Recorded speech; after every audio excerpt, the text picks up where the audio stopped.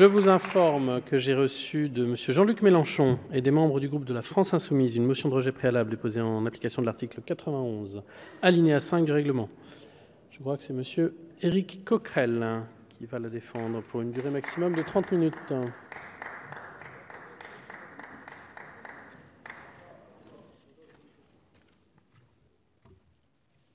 le Président, bonjour. Monsieur le ministre,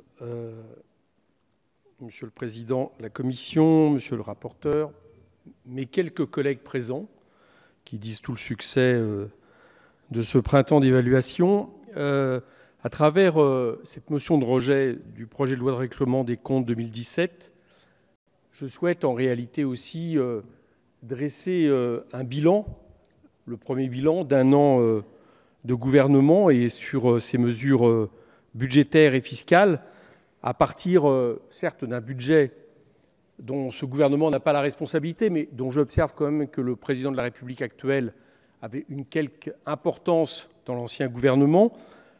Les rectifications qui ont été faites en juillet 2017, qui là sont totalement de votre fait, et j'aborderai également les conséquences du PLF 2018. Sur le projet en lui-même, l'analyse de la Cour des comptes démontre l'ampleur de l'écart entre le budget exécuté en 2017 et ce qui était prévu en loi de finances initiale. Ce sont, alors je sais que vous n'aimez pas le terme, mais je ne vois pas quel autre utiliser, de véritables coups de rabot qu'ont subi certaines missions de leur exécution, sans trop qu'on sache d'ailleurs quels étaient les critères retenus pour justifier ces coups de rabot. Par exemple, la mission écologie, dont j'ai la charge d'assurer une partie du suivi en tant que rapporteur spécial, ce sont au total 434 millions d'euros en crédits de paiement hors titre 2 qui ont été annulés, soit 4,57% des crédits ouverts en loi de finances initiale. Peu importe les raisons qui vous ont conduit à ces coupes, elles sont étonnantes au moment où on nous dit, à juste raison, que la terre menace toujours plus de brûler et que cette cause ne devrait supporter aucune contrainte budgétaire. Mais la mission écologie n'a pas été la seule impactée par l'exécution budgétaire en 2017. En effet, les coups de rabot ont également concerné d'autres missions. Je pense par exemple à la mission sécurité, moins 4,7%. Je pense à la mission d'aide publique au développement, moins 4,5%. Je pense à la justice, moins 4,1%, dont les coupes du mois de juillet que vous avez faites ont réduit le budget de 238 millions d'euros. Et quand on voit l'état de la justice en France aujourd'hui, notamment comme des départements de la Seine-Saint-Denis, ça a été mis encore en lumière récemment par le rapport qui est sorti sur ce département, on ne peut que s'étonner de constater ce genre de coup de rabot. En outre, la Cour note que les dépenses d'investissement de l'État sont en baisse de 7,1% par rapport aux prévisions de la loi de finances initiale du fait des annulations de juillet décidées par votre gouvernement. Ces annulations ont en réalité servi à financer, nous dit-on, d'autres missions qui avaient été sous-évaluées en loi de finances initiale. C'est notamment le cas des OPEX, opérations extérieures, et des missions intérieures du ministère des Armées, qui ont coûté 3 fois plus cher que prévu. C'était un rattrapage certes nécessaire, 1,5 milliard contre un budget de 534 millions d'euros voté en loi de finances initiale. Et on se souvient aussi qu'il a fallu que des militaires tapent sur la table pour signifier qu'ils ne pouvaient plus, de manière correcte, accomplir les missions qui leur étaient attribuées. Mais ce n'était pas une raison pour prendre sur les autres ministères. En d'autres termes, la majorité précédente a bricolé, nous le disons, avec M. Macron, et vous avez raboté d'un programme à l'autre, toujours avec M. Macron. Au mieux, c'est un jeu de bonneteau. Mais cette exécution ne pose pas simplement un problème économique ou comptable, mais bien un problème démocratique, et c'est pour cela aussi que nous en demandons le rejet. En effet, ce projet de loi de règlement montre que le budget finalement exécuté est fort différent de celui voté en loi de finances initiale. La partie du budget exécuté par votre gouvernement, Monsieur le ministre, est encore plus austère que ce qui avait été voté par la précédente majorité. Ainsi, la Cour des comptes relève que les ouvertures et annulations d'autorisations d'engagement et de crédits de paiement sont les plus importantes depuis la création de la loi organique. Le décret d'annulation du 20 juillet 2017 que vous avez annulé, vous avez annulé plus de 2,8 milliards en autorisations d'engagement et 3 milliards en crédits de paiement sur le budget général. J'estime que par rapport à ces sommes très importantes qui ont été retirées finalement du budget que les parlementaires avaient voté, le moins qu'on puisse dire, c'est que vous devez en rendre des comptes à la fois aux parlementaires et aux citoyens sur ce point. Bon, j'observe que, et j'espère que le monarque Macron, Jupiter, ne peut pas encore tout se permettre dans ce pays, et la Cour des comptes, d'ailleurs, dénonce cette méthode. Auparavant, les rois avaient une couronne sur la tête. Maintenant, ils ont un papier qui s'appelle malheureusement la Constitution de la Ve République et dont on s'aperçoit qu'elle permet justement ce genre, ce genre d'aise que prend l'exécutif avec le Parlement et la chose votée. Vous avez choisi, par exemple, d'agir par décret d'annulation, mais pourquoi ne pas avoir fait de loi de finances rectificative ? Est-ce que c'est par peur du débat ? C'est aussi pointé, là, pour le coup, dans les débats au niveau de la Cour des comptes. Votre future réforme constitutionnelle, d'ailleurs, je me permets d'en parler, puisque ce matin, elle est venue en commission des finances, en dit d'ailleurs long sur vos intentions et ce que j'appelle un mépris de la fonction de contrôle du Parlement. En effet, si on suit cette réforme constitutionnelle passée, on réduirait le temps d'examen des projets de loi de finances de 30%, en passant de 70 à 50 jours d'examen. Quand on sait que les seules annexes de ce texte faisaient plus de 22 000 pages cette année, on voit bien que cette mesure est caractéristique, finalement, j'allais dire, d'une espèce d'antiparlementarisme primaire que vous essayez depuis un an d'installer dans ce pays, dans la société, en laissant penser que les seuls responsables, finalement, de la défiance politique seraient les parlementaires. Je crois, chers collègues, que vous soyez de l'opposition ou de la majorité, vous devriez craindre cette évolution. La craindre parce que ce n'est jamais bon et parce qu'une majorité un jour devient minorité, que les parlementaires soient ainsi maltraités par leur gouvernement. Et à travers les parlementaires, ce sont en réalité les citoyens que vous maltraitez. Vous allez les priver de leurs droits constitutionnels, je le rappelle, de constater par eux-mêmes ou par leurs représentants la nécessité de la contribution publique, de la consentir librement et d'en suivre l'emploi. Vous avez reconnu, c'est l'article 14 de la Déclaration des droits de l'homme et du citoyen qui indique bien que ce sont les représentants de la nation, des citoyens, qui ont justement pour faculté et pour rôle de faire la loi et notamment de déterminer les impôts. De ce point de vue-là, je regrette la phrase de M. Griveaux, il n'y a pas longtemps, porte-parole du gouvernement, qui, de manière très méprisante, quand on parlait des rythmes parlementaires, dont on voit que vous désirez quelque part en réalité non seulement les accélérer, mais aussi diminuer le rôle du Parlement, sur l'idée que c'est bien, les parlementaires travaillent, comme si, quelque part, c'était quelque chose qui laisserait penser que c'est une nouvelle situation qui s'installe et que, dans le passé, les parlementaires ne travaillaient pas. Je trouve que c'était une façon injurieuse de considérer l'Assemblée, et au final, j'ai l'impression un petit peu que vous agissez comme des DRH, mais des mauvais DRH, c'est-à-dire des gens qui considèrent que le management, comme on dit, fait des salariés des variables d'ajustement. Je ne souhaiterais pas que vous fassiez des députés des variables d'ajustement d'une politique décidée par l'exécutif. Pour ce qui concerne ce projet de loi, vous avez méprisé le Parlement, je le disais, dans son rôle de contrôle de l'action budgétaire, en changeant par des décrets la nature du budget voté initialement. En plus de cela, je pense que vous êtes un peu moqué de nous. L'exposé des motifs du projet de loi de règlement donne toujours une explication détaillée concernant les ouvertures de crédit, mais alors c'est étonnant, quasi aucune concernant les annulations. Vous vous vantez d'avoir, je cite, ouvert des crédits pour certaines dépenses inéluctables, comme la recapitalisation d'Areva ou comme certaines opérations du ministère de la Défense. Mais les motifs des coupes sèches que vous avez décidées ailleurs n'apparaissent nulle part. Je trouve pourtant que le Parlement aurait mérité d'être correctement informé sur ces raisons impérieuses qui ont conduit à ces annulations. Ces pratiques budgétaires antidémocratiques ne sont pas les seules. Par exemple, il est impossible à l'heure actuelle de mesurer les crédits nouveaux affectés au programme d'investissement d'avenir PIA, qui obéissent à des modalités de gestion dérogatoires. Les crédits du budget général sont d'abord versés à des opérateurs, puis le financement des projets intervient postérieurement et en dehors du cadre budgétaire. Cela ne permet pas une bonne traçabilité des montants investis et surtout des crédits nouveaux réellement affectés à l'investissement.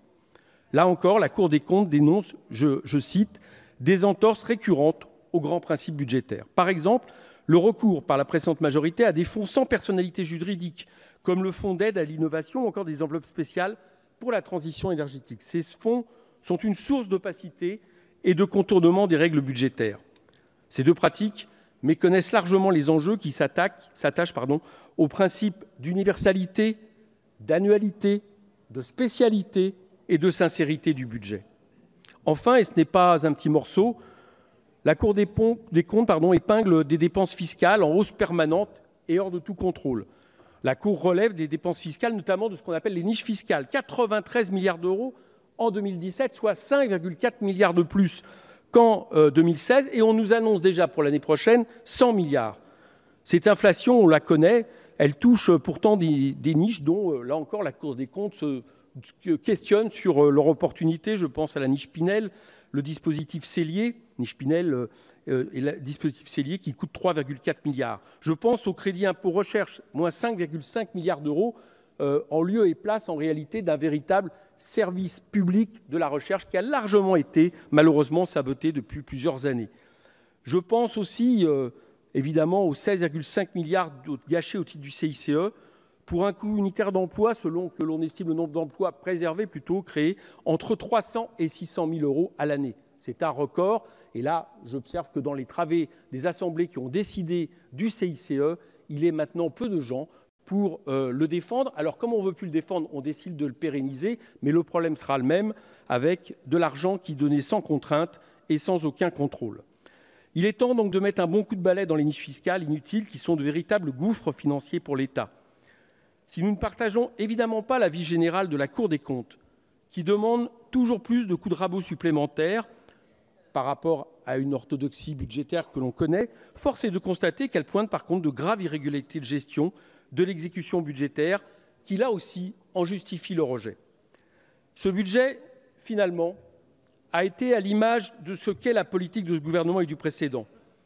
Sévère avec beaucoup de nos concitoyens, la quasi-totalité de nos concitoyens, mais très généreux finalement avec quelques-uns, je pense notamment aux plus riches des actionnaires.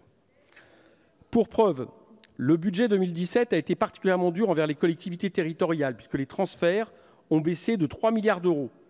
À l'inverse, je l'ai dit tout à l'heure, il a été plus clément avec les entreprises, avec le CICE. L'autre enseignement que l'on peut tirer de cette loi de règlement, c'est que les deux gouvernements ont bénéficié pourtant d'un contexte économique extrêmement favorable, mais ont décidé de ne pas en faire profiter la majorité de la population.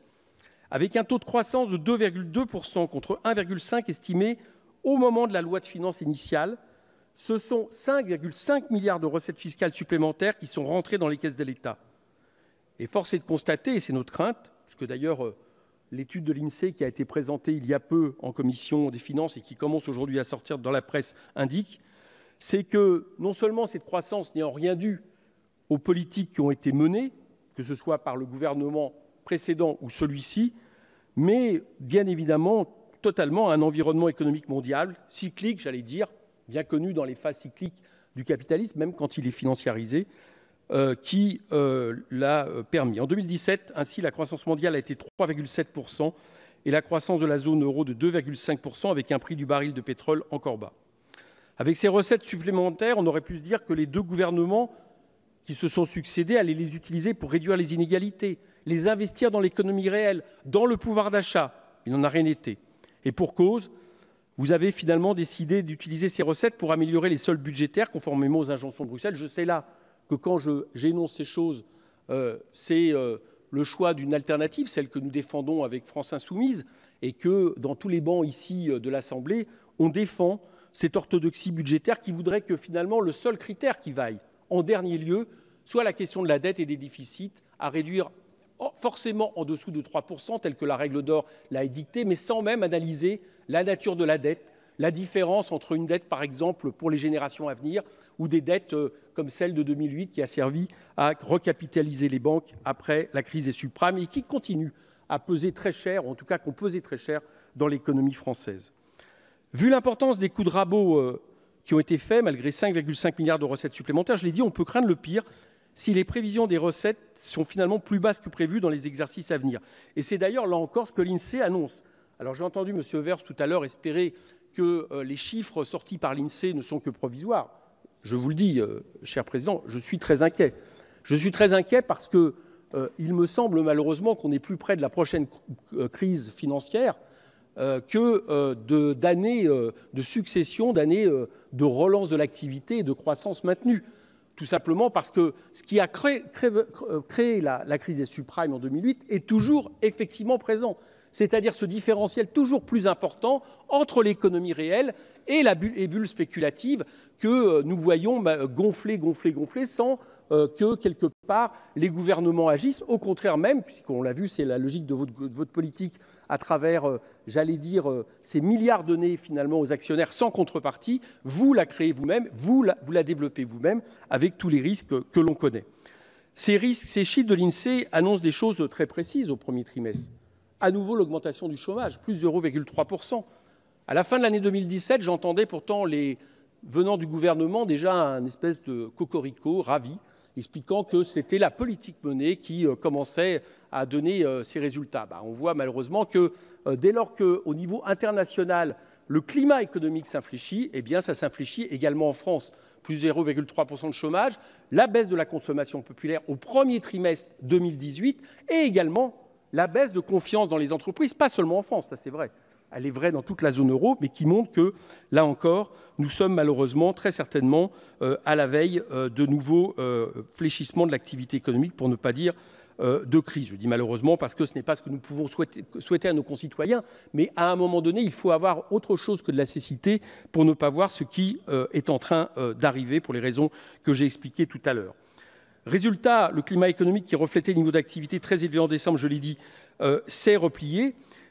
Et avec justement là aussi une conséquence qui m'inquiète, c'est que si cette politique se confirme, celle que vous avez décidée, qui est une politique de l'offre, c'est-à-dire une politique qui, au nom justement à la fois du maintien des déficits de la dette en dessous de 3%, mais aussi de cette politique que nous appelons le théorème de Schmitt et que M. le maire avait exposé de manière très correcte et très franche, c'est au moins qu'on puisse dire, je ne suis pas d'accord avec lui, mais il l'avait fait, comme quoi finalement nourrir finalement la rente des actionnaires permettait de préparer les investissements de demain et les emplois d'après-demain.